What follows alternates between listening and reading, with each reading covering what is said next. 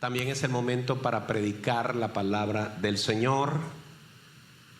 Y voy a invitarles a que abran sus Biblias en el profeta Habacuc. Usted dirá, ¿quién es ese?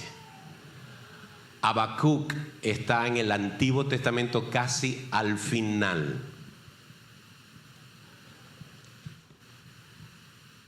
Si no lo consigue, váyase al índice y por ahí lo puede ubicar también.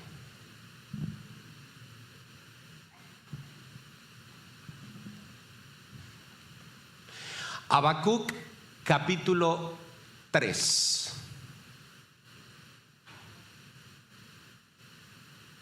Versículos 17 al 19.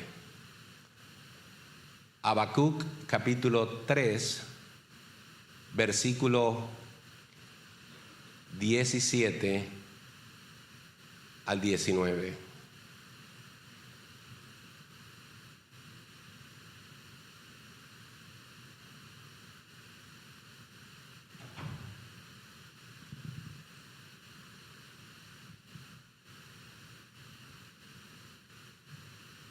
El título de nuestro sermón hoy es Cuando todo falla al mismo tiempo. Cuando todo falla al mismo tiempo. Hoy quiero que nos respondamos esta pregunta. ¿Cómo seguir adelante cuando todo colapsa? ¿Cómo continuar? ¿Cómo levantarse cada mañana cuando nuestra vida parece que ha colapsado? Los problemas se juntan uno tras otro. ¿Qué hacer? ¿Cómo seguir? ¿Cómo encontrar ánimo para hacerlo? El libro de Habacuc, capítulo 3, versículo 17 al 19. Lo primero que quiero decirte hoy es que no todos los libros de la Biblia comienzan con una palabra de adoración. En el caso de Habacuc comienza con una pregunta. Es un hombre preguntándole a Dios algo que no entiende. Dios sabe que tenemos preguntas que hacerle. Dios sabe que no entendemos cosas. No tema preguntarle a Dios el porqué de las cosas si está preparado para la respuesta que Dios le va a dar. No tema preguntarle a Dios el porqué de lo que usted está viviendo si usted está dispuesto a escuchar su respuesta. Y ciertamente algunos de nosotros hemos llenado en algún momento de nuestra vida nuestra boca de preguntas, de quejas, porque tenemos luchas internas, tenemos luchas dentro de nuestro corazón. Habacuc tenía esa lucha. Habacuc en su libro, en su profecía, nos habla de esa inquietud. Este libro se caracteriza porque normalmente los profetas reciben de Dios un mensaje para dárselo al pueblo. Usted va a leer los otros profetas y en muchas ocasiones encontrará Dios hablando con el pueblo a través del profeta. Pero el libro de Habacuc tiene una particularidad. Dios habla con el profeta y el profeta habla con Dios. Y de esa interacción entre Dios y el profeta surge este pasaje bíblico del que vamos a hablar hoy. Ahora tratemos de ponernos en los zapatos de Habacuc. Habacuc está hablando desde la confusión. Él está confundido y ya vamos a ver por qué está confundido. Él está hablando desde el dolor de ver cómo la injusticia domina el escenario en el pueblo de Judá. Él está triste por la decadencia espiritual del pueblo. El pueblo de Judá está en rebeldía contra Dios. Y eso inquieta el corazón del profeta. Y él no entiende, Habacuc no entiende por qué Dios deja que el mal impere, que la justicia domine. Él se pregunta por qué Dios no interviene, por qué Dios no hace algo. Pero más allá de cómo empieza el libro, lo maravilloso del libro de Habacuc es cómo termina. Si en su Biblia aparece esta nota al final, después del último versículo, usted podrá leer que dice: al jefe de los cantores sobre mis instrumentos de cuerda. Ese no es un versículo, es una nota que aparecía después de la profecía. Y esta nota se dejó allí para dejar evidencia que el último capítulo de Habacuc es una poesía, es un canto, es un himno de adoración a Dios. Y por eso es tan hermoso el libro de Habacuc, porque comienza con queja, comienza con preguntas y termina con fe, termina con adoración. Es imposible que tú vengas a Dios con tu queja. Es imposible que tú vengas a Dios con tus preguntas. Es imposible que tú vengas a Dios a abrirle tu corazón lleno de dolor, de confusión, y que si tú estás dispuesto a dejarte tratar con Dios, no termines ese tiempo adorando a Dios por sus misericordias.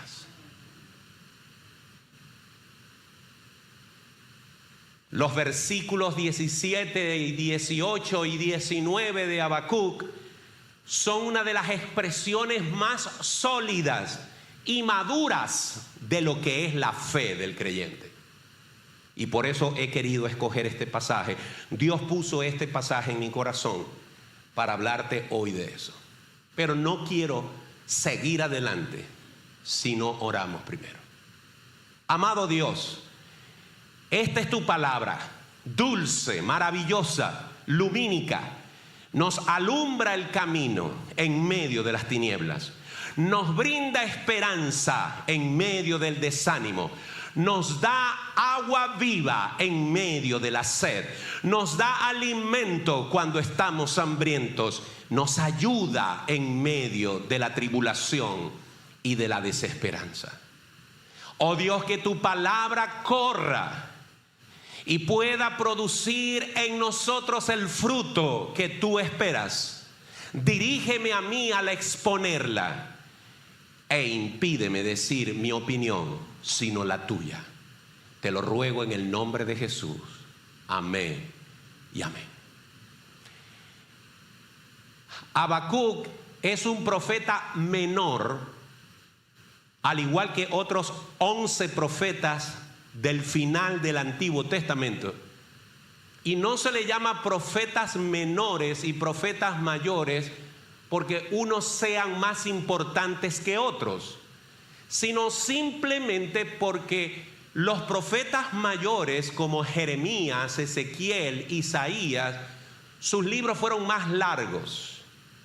Y los profetas menores como Habacuc, Sofonías, Nahum, Ageo, fueron profetas que sus mensajes fueron más breves, pero la importancia es la misma porque es la palabra de Dios. Aclaratorio importante para que usted sepa por qué Habacuc es un profeta menor.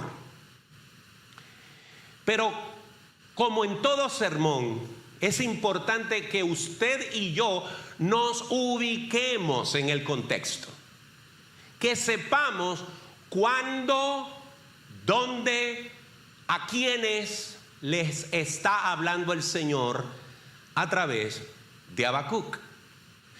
Lo primero que tenemos que recordar es que Israel se había dividido en dos reinos.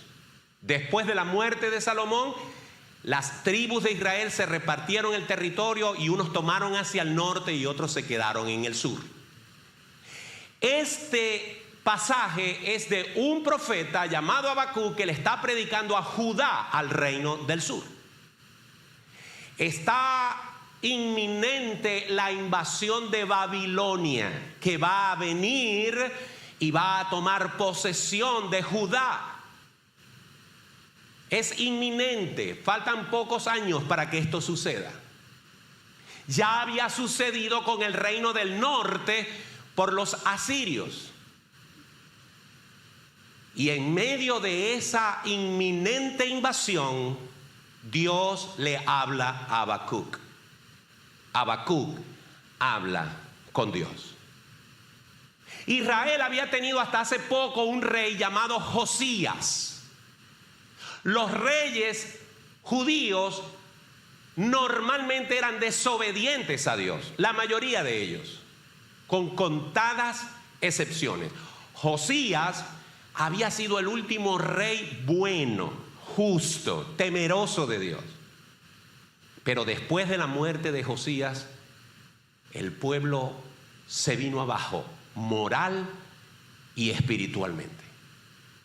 ¿Qué problema con Israel y su inclinación a la idolatría?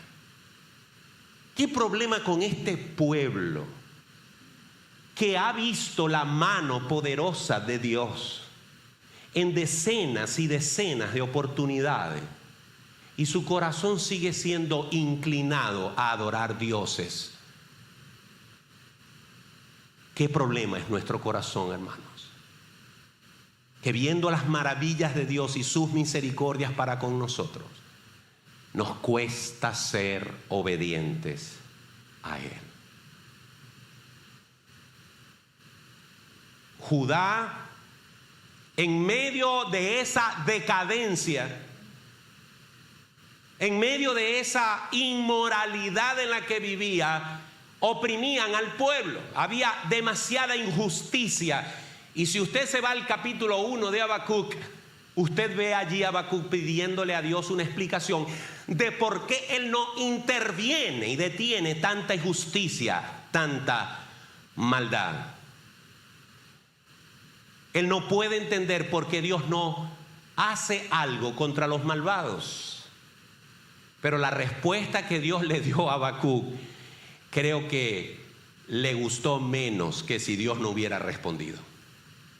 Porque Dios le dijo: no te preocupes, que yo les tengo algo guardadito a ellos. El reino de Babilonia va a venir contra ellos. Los caldeos van a venir contra ellos y los van a someter. Entonces Habacuc se pone aún más inquieto. Te estoy hablando, Dios, de que por qué no intervienes y aquietas el mal. ¿Por qué no haces que los hombres te obedezcan y vivan en santidad? Y la respuesta tuya es que vas a mandar a unos peores que nosotros para que nos opriman. Por eso el sermón de hoy se llama Cuando todo falla al mismo tiempo. Cuando las cosas no se podían poner peor, se pusieron peor.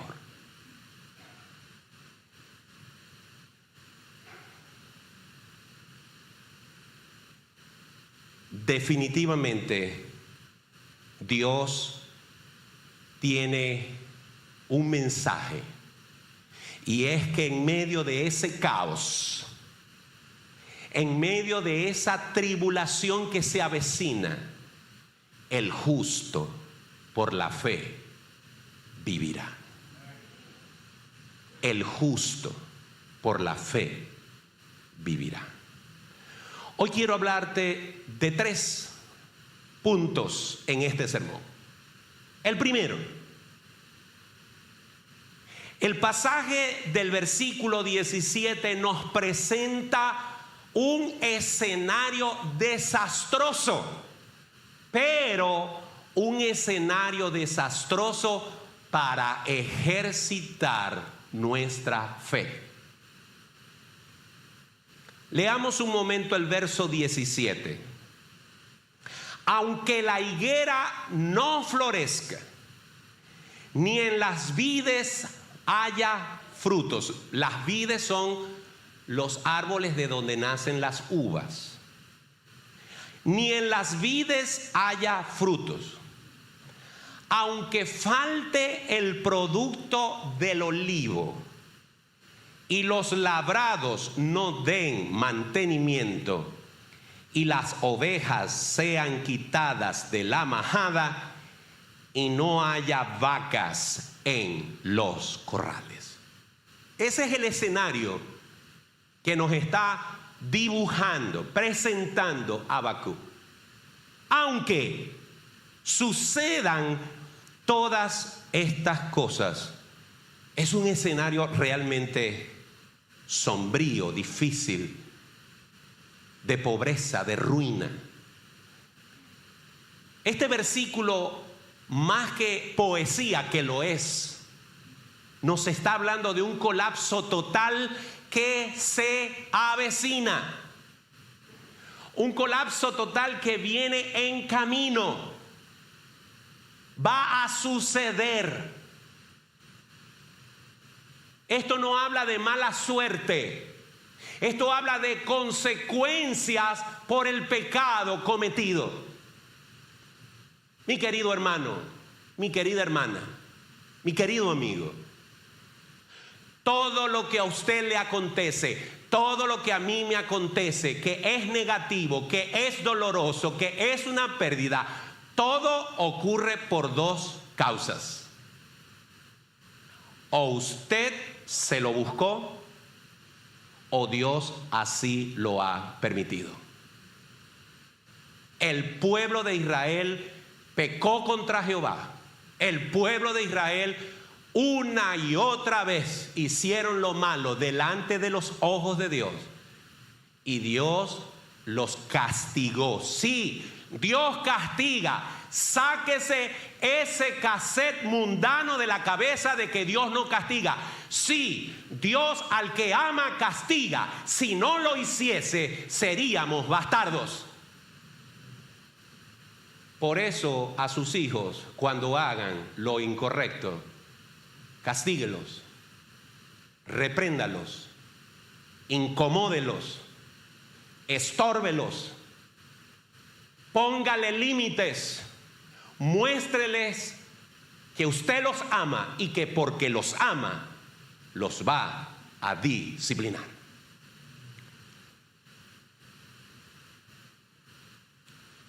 Pero hay gente que dice, ¿por qué a mí? ¿Por qué tengo tanta mala suerte? No, no es mala suerte. Revisa tu vida. Revisa tus decisiones. Revisa los pasos que has dado. Y si aún actuando con justicia consideras que no hiciste nada malo, no cometiste ningún error para lo que te está pasando, si aún sientes que lo que te está sucediendo es algo que tú no te buscaste, entonces tienes que decir como Job: Jehová dio, Jehová quitó, sea el nombre de Jehová bendito. No hay opción para la queja. Quiero hacerte una pregunta. ¿Qué pasaría con tu fe? ¿Qué pasa con mi fe si de pronto Dios quita todo lo que tenemos? Todo lo que nos da alegría, gozo, esperanza. ¿Qué pasa si de pronto Dios nos quita el mantel, nos quita la alfombra? ¿Cómo actuaría nuestra fe? ¿Seguiríamos siendo fieles? ¿Seguiríamos siendo firmes en nuestra convicción de que Dios es nuestro Señor? Miren, Israel fue infiel, pero Dios sigue siendo fiel a su pacto. Dios sigue preservando a esta nación. Sí, la disciplina, sí, la castiga, pero es fiel al pacto que tiene con ellos y los va a preservar. Ahora, este escenario desastroso, donde todo colapsa al mismo tiempo, no nos da la oportunidad de definir la fe en forma teórica, sino que Habacuc nos dibuja este escenario para decirnos que en ese escenario él va a poner en práctica la fe. Por eso él dice, aunque, a pesar de, cuando todo pudiera estar mal, yo voy a actuar con fe. Prepárate para las temporadas difíciles. Algunas personas no les gusta pensar en las cosas negativas. Hay una línea delgada entre el pesimismo y el realismo. Tenemos que estar preparados para las tormentas que se avecinan. Personales, familiares, nacionales. La tormenta va a venir. Ya la tormenta ha venido a tu vida. A medida, y esto va con los jóvenes, a medida que te vas adentrando en la adultez, a medida que te vas adentrando en la responsabilidad de padre, de abuelo, etcétera, vas notando cómo la vida se va haciendo más y más difícil. Pero es allí donde la fe que decimos tener se pone en práctica. Y eso es lo que Habacuc nos está dibujando en el verso 17. Un escenario desastroso donde vamos a ejercitar la fe. Número 2. Aparte de ese escenario desastroso, la fe en ese escenario, usted puede decidir o no gozarse en el Señor. La fe verdadera, la fe genuina, la fe que no es intelectual, la fe que no está condicionada solo por la razón, sino que es una fe que está en lo más profundo del alma y del corazón. Esa fe decide gozarse en Dios a pesar de. Observe usted cómo comienza el versículo 18. Con todo, yo me alegraré en Jehová. A pesar de, aunque las cosas salgan terriblemente mal, aunque todo falle al mismo tiempo, yo me alegraré en Jehová. Eso es determinación, es definición, es decisión. Lo decido yo. Y esto me hace pensar en algo que dijo un hombre llamado Viktor Frankl.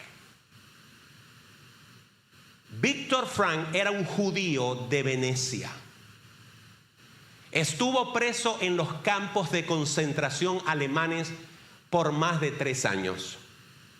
Lo llevaron de un campo a otro, incluso vivió varios años en el campo de concentración de Auschwitz. Más tarde escribió las siguientes palabras, preste atención. La experiencia de la vida en el campo de concentración demuestra que el hombre en efecto tiene la alternativa de la acción. Hay suficientes ejemplos, a menudo heroicos, que demuestran que se puede vencer a la apatía y suprimir la irritabilidad. el hombre puede preservar un vestigio, una reserva de su libertad espiritual e independencia mental, incluso en condiciones tan terribles de aflicción física y física. Recordemos que este hombre estuvo en el horno, en el infierno de los campos de concentración nazi. Esta es la parte más importante. Dice Víctor Frank: los que vivimos en campos de concentración podemos recordar a los hombres que caminaban por las barracas consolando a los demás, regalando su último pedazo de pan. Tal vez hayan sido pocos en números, pero ofrecen pruebas suficientes de que a un hombre se le puede quitar todo, excepto una cosa: la última de las libertades humanas, elegir qué actitud tomar en una situación determinada, elegir de qué manera va a conducirse. Hermano, la prueba, el horno de fuego, la tormenta, el desierto que estás viviendo, que has vivido o que te va a tocar vivir, va a venir sea como sea. No es pesimismo, es una realidad. La pregunta es: ¿cómo vas a responder? ¿Cómo vas a actuar? ¿Qué va a traer eso? ¿Qué va a sacar eso de ti?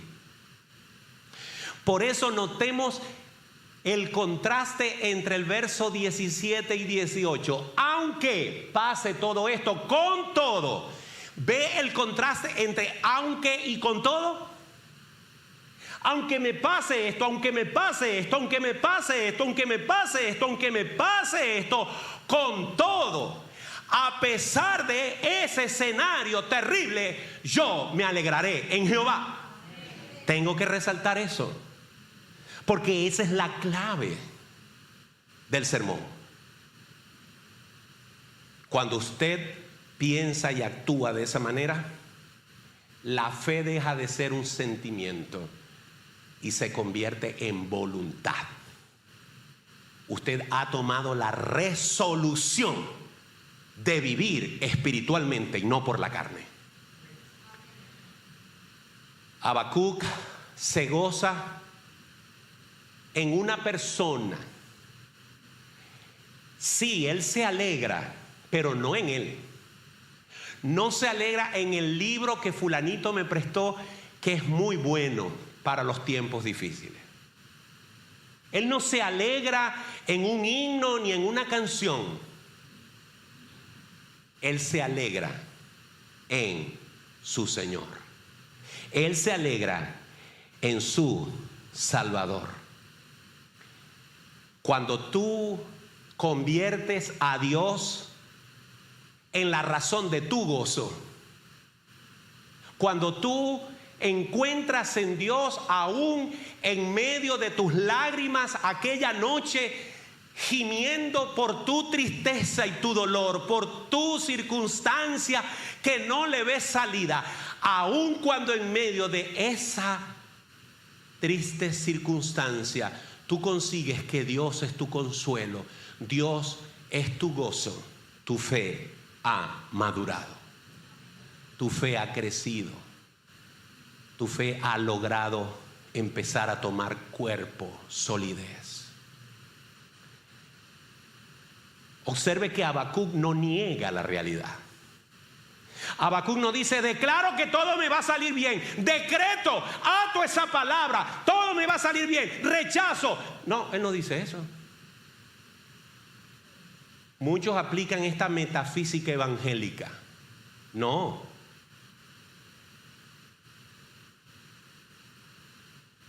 Él está confiando en su Dios. Él ha puesto su gozo en la salvación. Dice: y me gozaré en el Dios de mi salvación. ¿Por qué cree usted que aquel hombre escribió el himno Alcancé salvación? Se le quemó el negocio, perdió todo lo que tenía, manda a la esposa a Inglaterra y se le ahogan las hijas en el mar. Se quedó sin nada. Sin embargo, en medio del mar escribió: ya venga la prueba, o me tiente Satán, no amengua mi fe ni mi amor, pues Cristo comprende mi lucha, mi afán, y su paz obrará en mi favor. Alcancé, alcancé salvación, salvación. Alcancé, alcancé salvación. Cuando usted tiene salvación, que el mundo se le venga abajo, porque ya usted tiene vida eterna. Porque ya usted está sentado en lugares celestiales con Cristo Jesús. Porque ya el libro de la vida tiene su nombre escrito. Que se caiga el mundo, que todo falle al mismo tiempo, yo alcancé salvación. Ah, pero qué terrible si usted no tiene esa esperanza. Qué terrible si usted no está seguro de su salvación.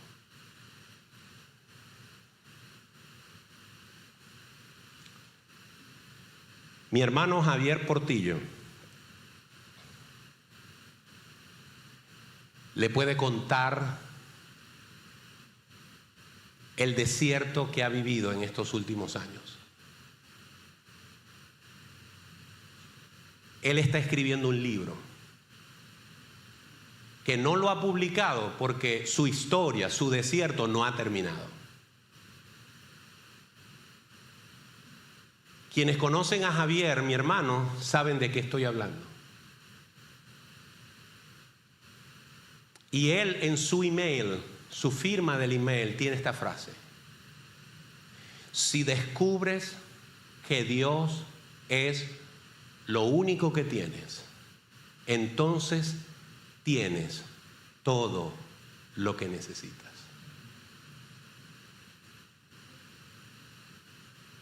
Si te falta todo, pero tienes al Señor en tu vida, no te falta nada. Si tienes todo y Dios no es el centro de tu vida, estás en ruina. Por último, hemos hablado de un escenario catastrófico en el cual o te derribas o ejercitas tu fe. Hemos dicho que tú tienes una fe que encuentra gozo en el Señor, que encuentra fuerzas en el Señor. Una fe que decide gozarse en Dios. Pero observemos lo que dice el versículo 19. Ahí me equivoqué en la lámina, dice versículo 18, pero es versículo 19. Jehová el Señor es mi fortaleza, el cual hace mis pies como de ciervas y en mis alturas me hace andar. Observe que la palabra siervas allí es con C. Si fuera con S se estaría refiriendo a una sirvienta, pero aquí se está refiriendo a la hembra del ciervo, de un venado. Este tipo de animales, prestémosle atención porque tienen mucho que ver con lo que vamos a decir de este pasaje. Pero antes de eso debo decir que hay una palabra que se ha vuelto muy común en estos días, y es la palabra resiliencia. Resiliencia es la capacidad que tiene una persona para reponerse a una pérdida.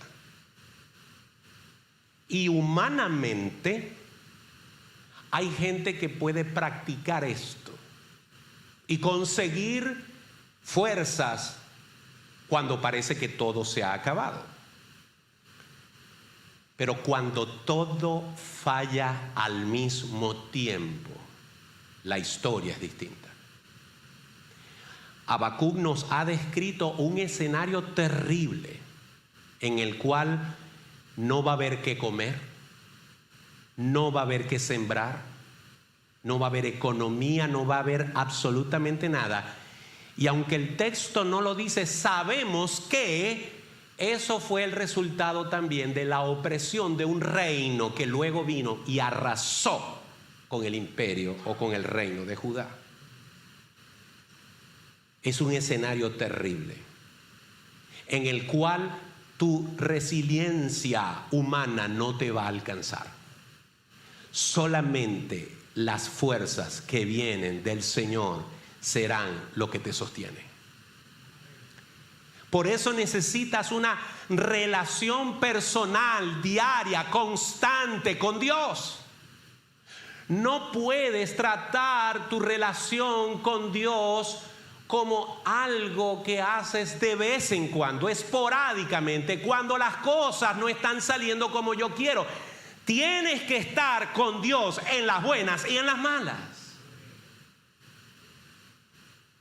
No puedes ver a Dios como un extintor al que acudo en medio del fuego, apago y lo vuelvo a poner allí. No.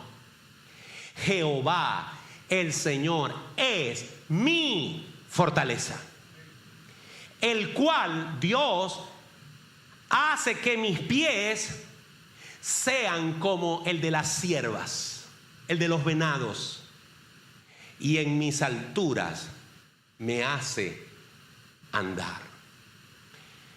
Una vez más, el Señor no dice que va a quitar la prueba. El Señor dice que nos va a sostener en la prueba. El Señor no dice que todo va a estar bien, como decía la canción. No te voy a regañar, la canción estaba bonita, ¿ok? La canción que cantamos ahorita. Puede ser que esté bien, pero puede ser que no. Todo depende de lo que para usted sea estar bien.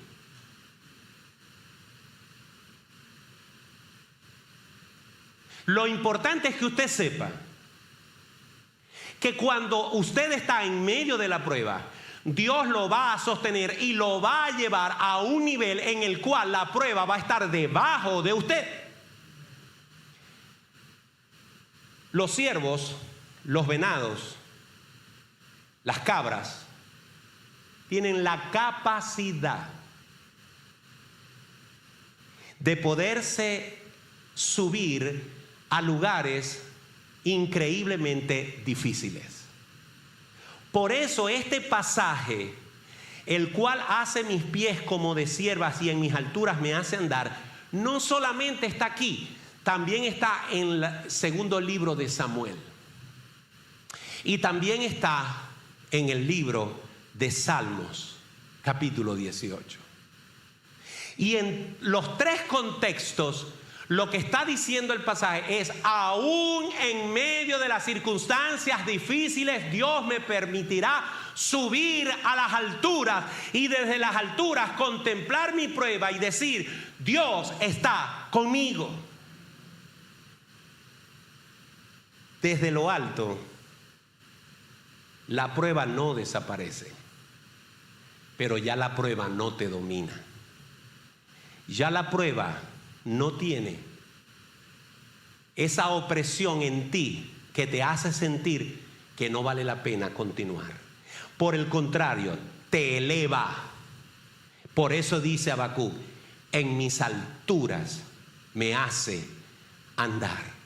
No es un gozo ingenuo, no es sugestión mental, no, es convicción de que Dios está conmigo en la barca. Dios está conmigo en la tormenta. Él me llevará a buen puerto, a puerto seguro. Quiero concluir este mensaje haciéndote algunas preguntas. Primero, ¿qué está produciendo la prueba en ti? ¿Qué ha producido la prueba en ti? ¿Qué producirá la prueba en ti? Recuerda que Habacuc hizo dos preguntas. Señor, ¿cuándo vas a atender el problema de Judá que está en desobediencia? Y la respuesta del Señor fue: tranquilo, yo les voy a mandar a Babilonia para ser sometidos. Él no recibió una respuesta satisfactoria, pero Habacuc, en su conversación con Dios, aprendió a desarrollar una fe cuando no quedaba nada. Habacuc nos está diciendo que aunque todo falle, cuando todo se ponga en una situación que todo ha fallado al mismo tiempo, aún así Él tendrá fe para perseverar. ¿Está produciendo eso la prueba en ti? Además, otra pregunta. Habacuc nos dice: con todo y yo me gozaré en el Señor. Pregunto, ¿puedes gozarte en el Dios que te salvó? ¿Encuentras gozo en saberte comprado por la sangre de Cristo? Siempre lo digo. Si algún día usted me va a recordar por algo que yo decía desde el púlpito, acuérdese de esto. Si a usted el ser salvo no le da gozo, nada lo hará gozoso. Si usted no encuentra esperanza, alegría, gozo, fuerzas para ver el rostro del Señor algún día, si esa esperanza no ilumina su vida en medio de su oscuridad, nada lo hará. Por eso pregunto, ¿puedes gozarte en el Dios que te salvó? ¿O es que quizás aún no tienes salvación? Si descubres que Dios es lo único que tienes, entonces tienes todo lo que necesitas. Y mi última pregunta: ¿qué tan alto te ha elevado el Señor cuando has sido probado? ¿O qué tan profundo estás ahora en medio de tu prueba que no ves nada? El Señor te puede elevar, el Señor te puede sacar, el Señor te puede llevar a las alturas si pones tu confianza en Él. Pocas veces la palabra fe aparece en el Antiguo Testamento. ¿Sabía eso? La palabra fe poquísimas veces aparece en el Antiguo Testamento,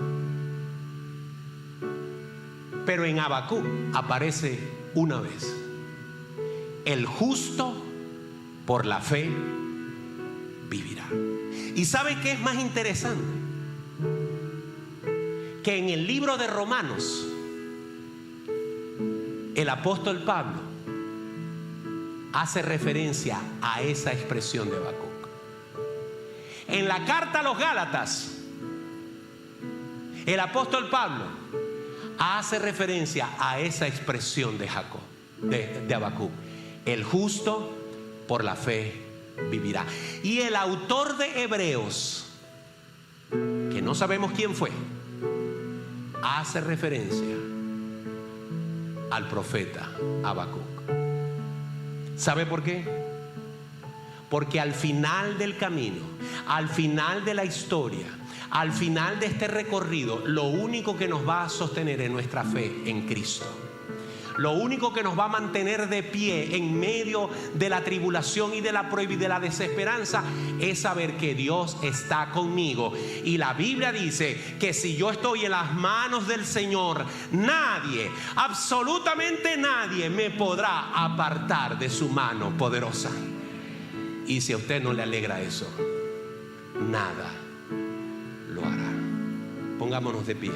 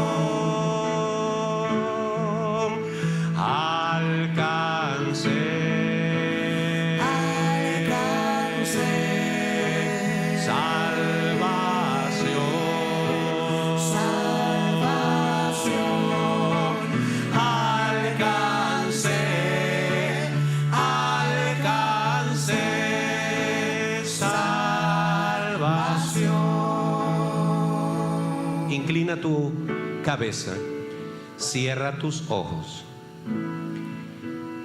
Si hoy no tienes seguridad de salvación, el Señor te dice: yo te la puedo dar. Si tú quieres tener salvación, basta que te arrepientas de tus pecados y traslades la confianza que tienes en tus buenas obras y la pongas en el sacrificio de Cristo. Si tú haces esa confesión, si tú das ese paso, la Biblia dice que naces de nuevo y tienes vida eterna. A veces las personas necesitan una ayuda, y esa ayuda puede ser una oración de fe. Si tú quieres recibir a Cristo en esta hora, si quieres darle tu vida, si quieres ser salvo, si quieres ser salva, repite conmigo esta oración. Dios de los cielos, tú entregaste a tu único Hijo para que yo pudiera ser salvo. Hoy reconozco que soy pecador. Acepto que soy culpable. Reconozco que Jesús murió en la cruz por mí. Y traslado mi fe de mí mismo y la pongo en Cristo Jesús, aceptándolo como el Señor y Salvador de mi vida. Te recibo por fe. Te pido que me des vida eterna y que anotes mi nombre en el libro de la vida. En el nombre de Jesús. Amén. Si hiciste esta oración, el siguiente paso es que vengas aquí adelante y digas: yo he hecho esa oración. Yo quiero que usted ore por mí, pastor. Si ese es tu caso, estás invitado a venir acá y dar ese paso de fe. El Señor te está llamando. No luches con Él. No vas a ganar.